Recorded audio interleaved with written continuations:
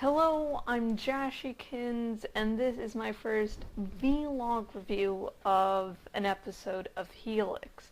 Now, I have done some written reviews of a few of the Helix episodes, which can be found on my blog, jashykins.blogspot.com. And getting started on this review, I'm reviewing the Helix episode, The White Room. And Jay, who was introduced, I think, an episode or two ago, it seems like she was this hallucination of Jules, because when you first see her, she runs down a hallway, Jules runs to catch up, and Jay just sort of disappears. So it's like, of course she's a hallucination, but then she does things where it's like, maybe she's actually real. And in this episode, it's revealed that Jay is, in fact, a hallucination. And it was great of the show to, give us some flashbacks to some moments with Jay to show that, hey, this is how it really happened, showing, it was very interesting. I'm glad they did that. So I really like Jay, even though, she's a hallucination. She's just nice character to have on screen. And it was really funny because I'm a big shipper. It's like, don't ever joke around with me about, hey, let's have this crack ship because that'll turn into a serious fucking ship so fast. I'm laughing, but it's not funny at all. So I was, sort of deciding, hey, what about Jay and Jules, as a femme/slash pairing? I was like, they look great, they have great chemistry together, and I was thinking of pairing a ship of technically one person. And I don't know, maybe I'd still like that to happen. I don't know.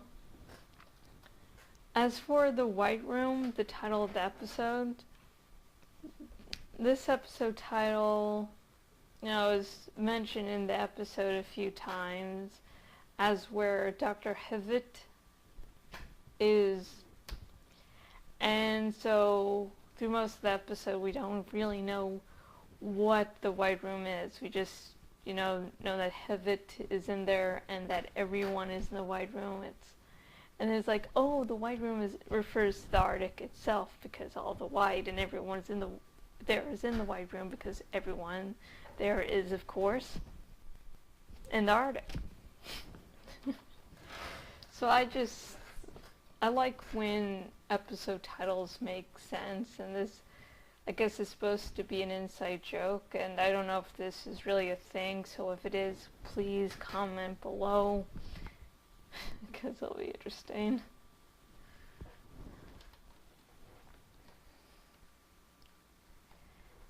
And there's a kiss between Farragut and Jordan, and throughout this series, so far, there has been sort of a love triangle thingy that's, like, in the background for the most part, so I don't really mind. But Farragut and Jordan kiss, and that's very nice. It's sort of a adorable moment where both are just, like, at their wits' end. Jordan is still hiding the fact that she has an infected person on the floor, and her own illness, and that's her in her mind, and Farragut has his own worries of everything going to hell and trying to figure out how to put things together, and they kiss, and it's adorable. It's like, finally. It's just adorable. I don't know, maybe it's the desperate nature of that kiss that attracted me to it. I don't know if I'm a hopeless romantic or just someone who likes pain. I really have no idea. Ataki goes downstairs this episode. Floor R, he started to go last episode, ended really creepy, where he was able, just by looking at one infected, for the infected to go in over here now. And yeah. So he continues to look for Jules, and he finds her. And for some reason he like stabs himself. And it's just like, why? It's just like, why do you need to pure hurt? Why can't you just, of course Ataki is like all mysterious and hiding things, so. And the fact is, he sort of might have been keeping Jules coming up there since she was a child. And he did mention having a daughter, and I don't know. Why do you need to stab yourself? Do you still need to keep up with this whole mysterious, so your betrayal will seem bigger? I don't know. Oh, and finally there's one line in the episode that I just fucking loved. Just because it was like, one character was lying to I forget the other character's name, and it's like, we all know that the guy's hiding something, and the line, I'm probably not saying this word for exact word, the line's basically, do you know how many murders have happened here? None.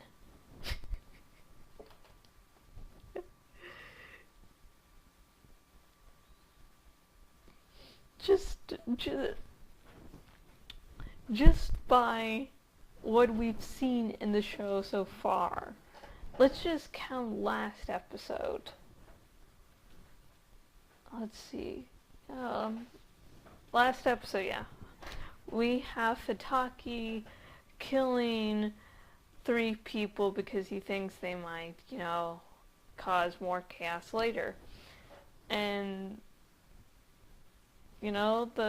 my favorite character of the series so far got offed. Doran Boyle was killed. Yeah, murdered. Yeah. But I could know murders. I don't know. I might be counting the wrong way. I don't know. It's just like, I know we were just covering it up and everything, but the line was fucking hilarious to me. If I wasn't so worried about getting the episode watched in time before Dad came home, I might have rewinded that for like 5 or 10 minutes, but that's only me. That's only my crazy self. Anyways, I have been Jashykins owner at jashykins.blogspot.com, and long story short, Helix the White Room. Good episode. I love the continuation.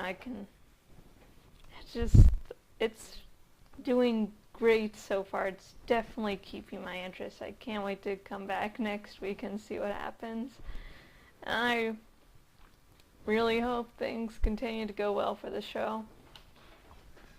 And if you're wondering, how to contact me, maybe outside of YouTube, you can go to my blog, and I have links to, where I post to outside of YouTube, and I also have some sites one I've been on for like 7 years, and 2 I contributed written articles. So they don't get to have videos of my lovely face. So, hope everyone is doing well, and until next video, goodbye.